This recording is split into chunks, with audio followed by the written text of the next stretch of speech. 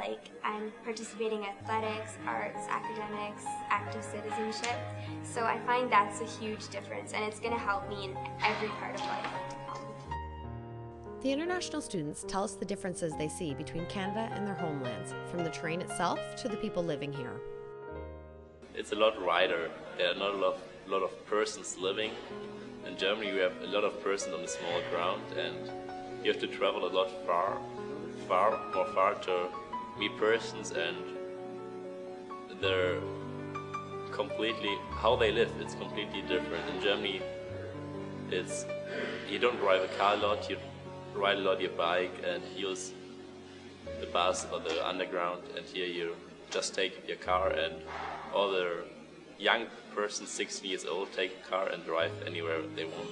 Canada is so much different because back in Hong Kong, everywhere we go there will be like high-rise buildings like everywhere, but here there's mainly like grass and like houses, which is so much different. And also, yeah, about the cars, like in Hong Kong we would always get to places by using like the MTR, the train, or buses and stuff, and here it's like always cars, so without your car you have to like take the bus, which comes like every 30 minutes, which is kind of not good for students. In Colombia, if you're different, you're gonna be like criticized. Like a lot of times we're really conservative, but in Canada people are really open. They're not gonna criticize you, they're gonna understand you. I think it's a really cultural difference that we have in Colombia and Canada. And also, for example, in Japan, people actually like don't care about like the others, but here, even if you're different, you're gonna be part of the community, and I think it's really good. The panel tells us what their plans are for the future, both career and education-wise. I want to study business, and probably I'm going to Switzerland, but I'm not sure yet. Well, I came here so I could actually go to a university here in Canada, probably do something related with science, I guess. I didn't know what to do until I came here, and I realized that I want to study like veterinarian or architecture. It's completely different, I know, but I love like animals and everything. But I realized it here because I took biology and physics, and like first of all I was not that good at it, but like then I realized that I like it and I love animals and everything. And I want to study at Tokyo University. I want to go to Queen's University or Western. Those are my top two choices. And I want to study science. Hopefully in the future I want to do something with kids, so maybe pediatrician or like a child psychologist. Finally, Manal takes a minute to thank the instructors at Albert College. I want to say thank you because there's so many things that they've taught me. Mr. Prophet, he's my chemistry and physics teacher. If it weren't for him, I probably still wouldn't be in this course because at the beginning it was really difficult for me. I was having so much trouble, but now I can actually understand it, and once you understand something, it's so much easier to do it. And I'd like to say thank you to him and thank you to all my teachers for helping me be a more confident person and helping me in everything.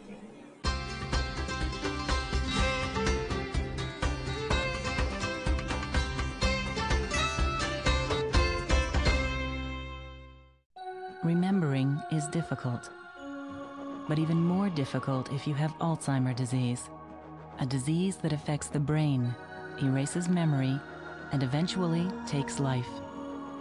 The Alzheimer's Society is fighting back.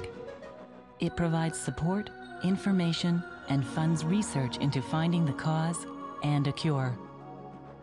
Until then, remember this.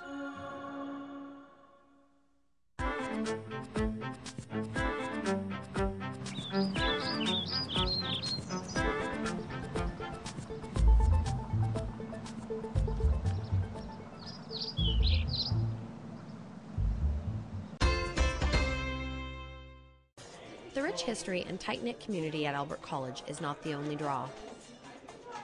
Melanie Barrett has been the school's marketing and communications coordinator for the past 4 years and says she does everything she can. Marketing and communications, I'm kind of a one-man show, but I kind of work a little bit with admissions and development, do alumni events and fundraising and recruiting, a little bit of everything really. She says she interacts with students on a daily basis. Probably every day I have some sort of role that I play with the students. Once in a while I'll go in and speak to a class. Other times, we have a photographer or a camera crew into the school, and I kind of facilitate all that with the students. So, but I mean, my office is right in the main building, so I see them in the morning, I see them at lunch, and I see them after school, out on the sports field, in school plays, things like that. Melanie tells us it's those interactions that really make her thankful to work for the college. The kids really make everything worthwhile. They're the reason that I get up and come to work every day. They come into the school as one person in grade 7 or grade 8 or sometimes even grade 11, and they leave as a totally different person. They're more confident, they're more prepared, they have all these different skills that they've learned while they were here. They have goals and dreams, and they know what they want to do and when they want to do it and where they're going to go to university and all of that kind of stuff. So just kind of seeing that transition when they come in and when they graduate is really, really great. She says having international students at the college is a huge benefit. Having international students at the school is really a benefit for all of us. In the small little town of Belleville, it's great to see the different cultures. Meeting with the kids, you learn a little bit about their background and where they're from, the customs that they have in their country and the languages that they speak.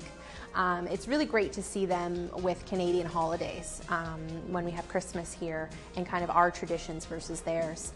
Halloween is always a very popular event around here with the international students. They don't really know what Halloween's all about. They've never been trick-or-treating before, that sort of thing. So we always try to make a big deal out of all those Canadian events.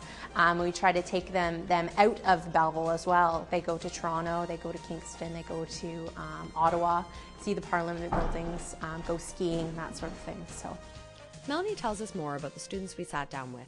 Most of the students that you interviewed are first-year students, so they just started here with us in September. So brand new faces, a lot of them, their English really improves as they go through, but just kind of getting their feet wet in terms of everything. We have here what we call Albert's 5 A's, which are academics, athletics, arts, active citizenship, and adventure. So the kids really get a broad range of what life is really like outside of academics. They act in a play, they're singing in front of their entire student body, and when they started here, they were sort of shy and timid and quiet, and now they've got this presence and this they've discovered who they are and what they're capable of. Melanie explains Albert College offers a couple of programs to international students to help them immerse in speaking, reading, and writing English. We have a special program for international students here to come in and learn English. One is called ESL, English Second Language, and that's where students come in and they have specific classes where they learn the language and learn how to speak English, how to write English. They do participate in other classes as well, music and art, that sort of thing. But they really get that English under their belt before they start taking a grade 12 English class or something like that. And then another program that we offer that's unique is called the EFY program, and it's called English Foundation year. And that is where an international student with little or no English skills will come to the school in September, and they'll spend their first year here with us just honing in on those English skills so that they really have a good idea of the language before they start participating in academic classes. Finally, she fills us in what the school does to help students bond.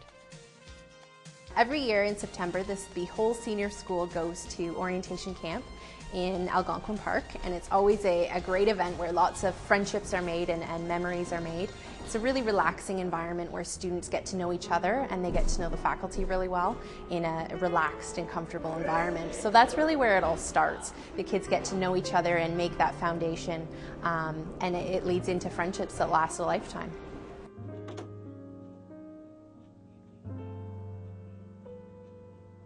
The school's heartbeat, however, resides in the teaching staff, each being incredibly knowledgeable and extremely approachable.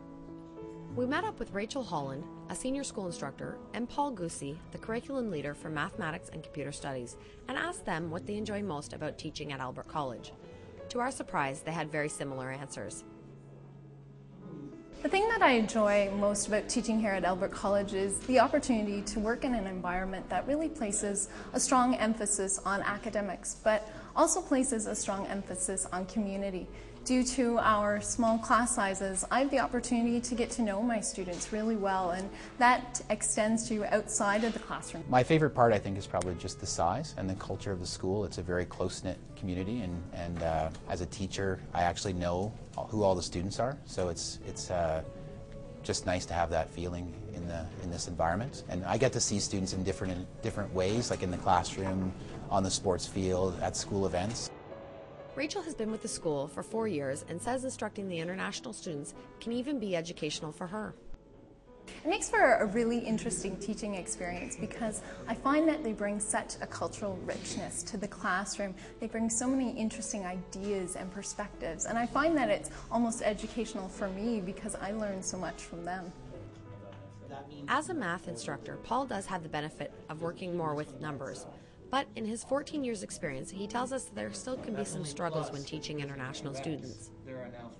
Sometimes there's language difficulties, but that's usually early on. The only challenge that comes out is there's often students coming from very different backgrounds, so you have to find out, what topics they've learned in the past and what order and what the emphasis has been on. So that's really the only challenge, I would say, is because of their varied backgrounds. You have to find out where their strengths are and what maybe they haven't spent enough time on. Rachel says the international students seem to adapt quickly to Albert College.